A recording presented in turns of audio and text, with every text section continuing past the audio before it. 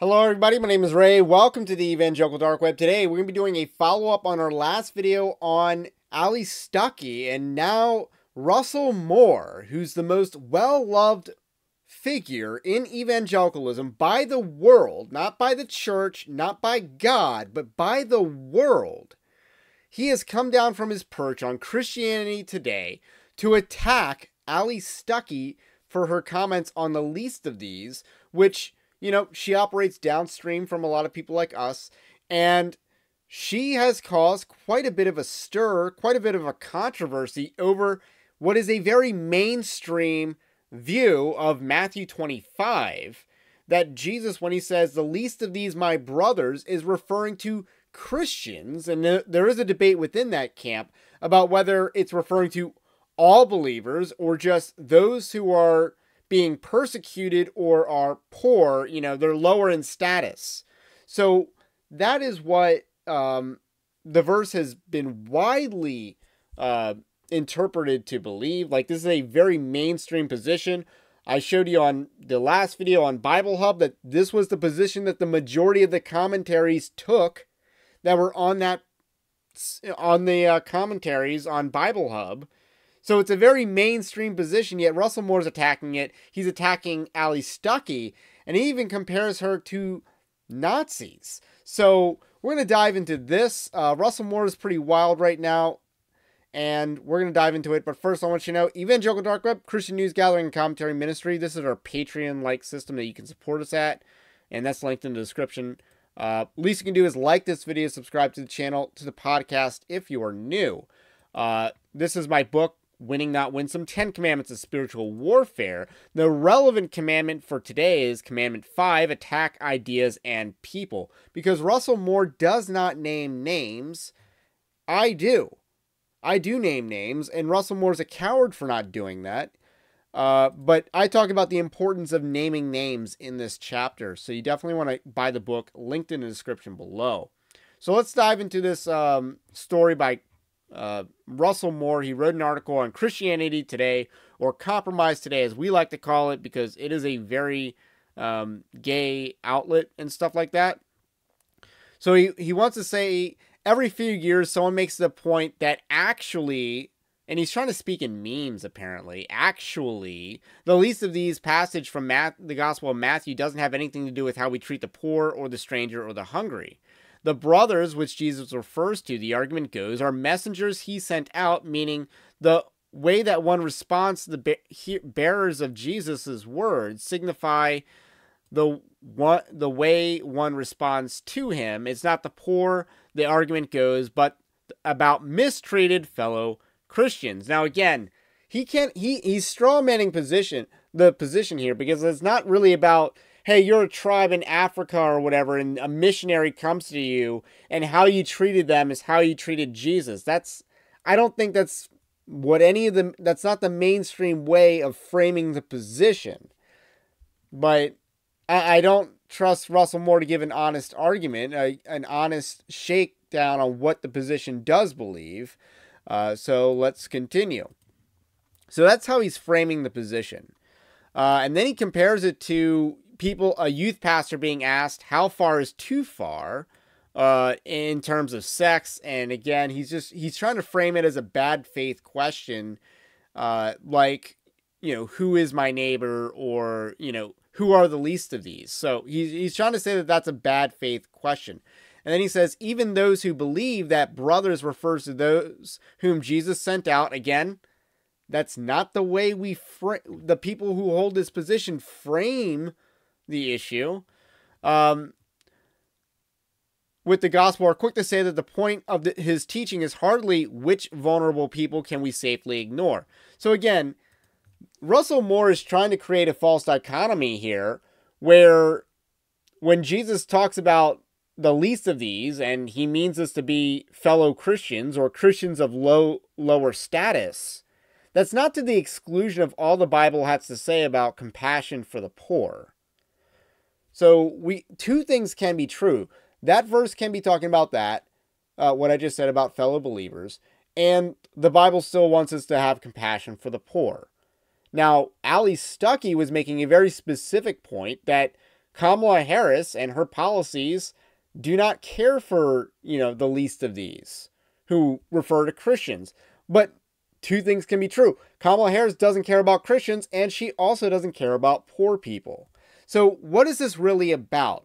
And in the article that I wrote, I probably made the point better than I made in the video. People are not mad that Allie Stuckey, they're not mad at her because of her exegesis of Matthew 25.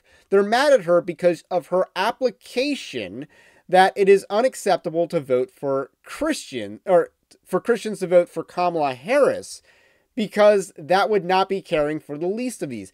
They're mad at her application, not her exegesis. Let's be real about why they're really mad.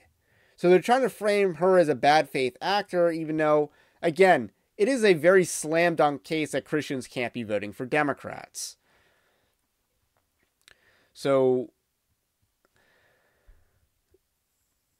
moving on, more to the point, the entire teaching centers on the surprise of both groups, sheep and goats, as to when, in fact, they ever encountered Jesus. The sheep do not respond, yes, we know, that's why we did it. We had the chart telling us which strangers to come and welcome and which to ignore. Again, this is a straw man. The goats cannot have said, if we had known they were with you, of course we would have given them porridge. Again, one thing to keep in mind, that this is a sheep and goats parable. The people that are in heaven are all believers. You do not get to heaven by being good to the poor. That's not how God works. Jesus elsewhere also teaches that you will know, about loving one another, and that's an intra-church, intra-believer command, and specifically in that context. So the question raised by these sorts of actually arguments, again, he's trying to meme, and it's sad, about parsing out who fits in the least of these and who does not, is not a new one. It is quite literally the question Jesus answers from a lawyer seeking to parse out how he was within the bounds of love God and love your neighbor, with the question, who is my neighbor? Yes, the guy in the lawyer in that story in Luke 10 is trying to justify himself, but he does learn. He does say, he is really smart, and he does understand the parable after Jesus teaches it. Now, Jesus teaches in parables to hide truth from those who do not believe and to reveal truth to those who do believe. So that guy did understand the parable. So he did understand the truth of the parable. So even though he started out trying to justify himself, he did pick up on what Jesus was putting down.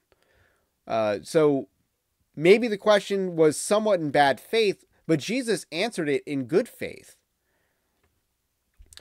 So Jesus deconstructs all that with the story choosing the most hated possible example of a negative identity politics, a Samaritan, to make the point that the question is not about figuring out how to categorize neighbor, but about how to be a neighbor, showing compassion and mercy. And again, the point of the parable, the Good Samaritan, is who is our neighbor? And the answer to that question is proximity. All of the people that walked by the guy on the road, they were his neighbor because of the proximity, because they walked by him. They were neighbors, might not have lasted long, but they were neighbors for that moment, and they were bad neighbors for that moment. Then the Good Samaritan comes along. He's a neighbor for that moment, and he's a good Samaritan, and he's a good neighbor also in that moment.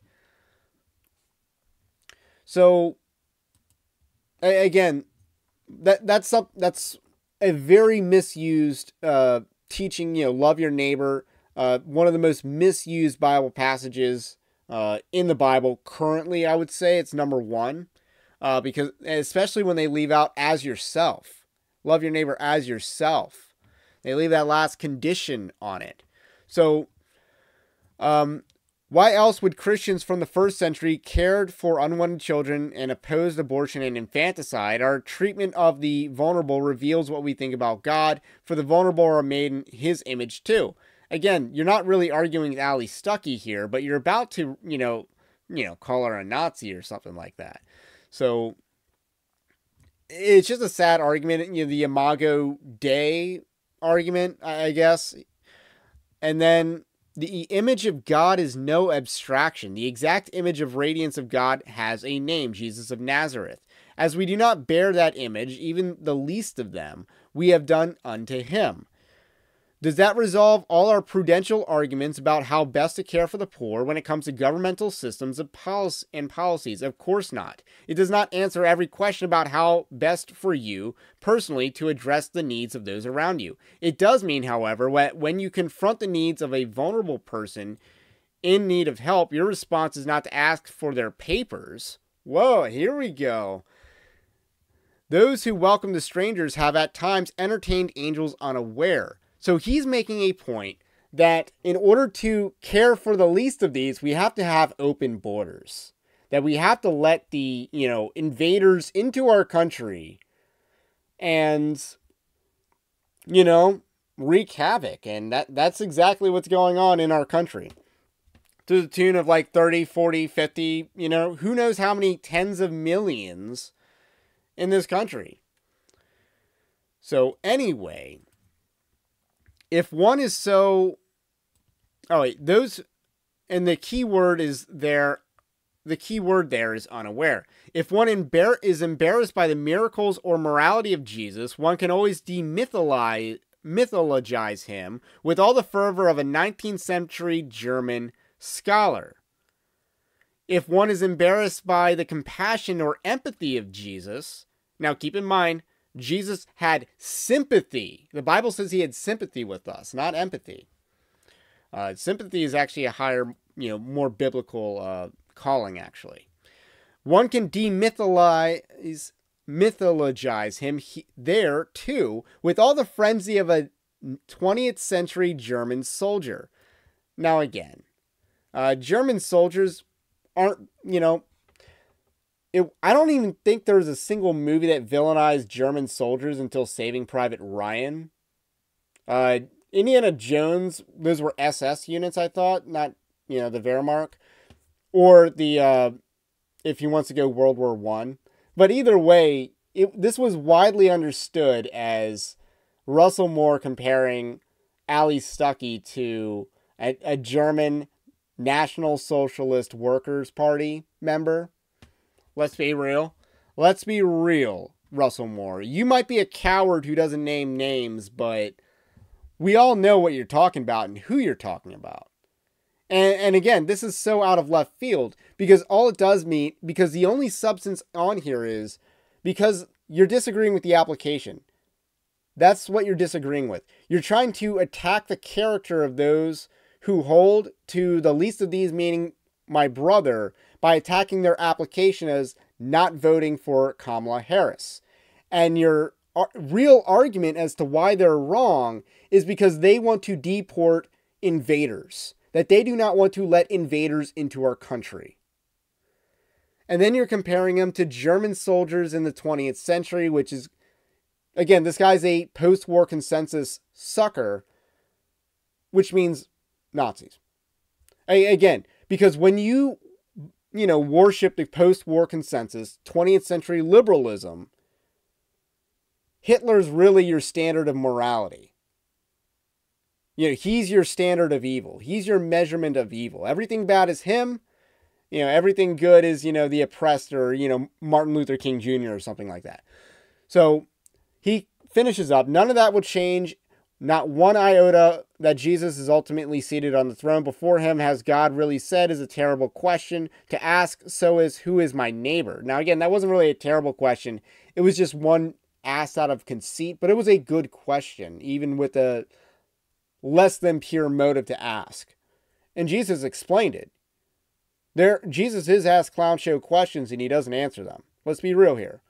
And when confronted with the suffering of human beings around you, making the point that those who are suffering are less than the least of these is no argument at all. Again, not what the argument is. This is a straw man that Russell Moore is cooking. But again, Russell Moore is an evil guy.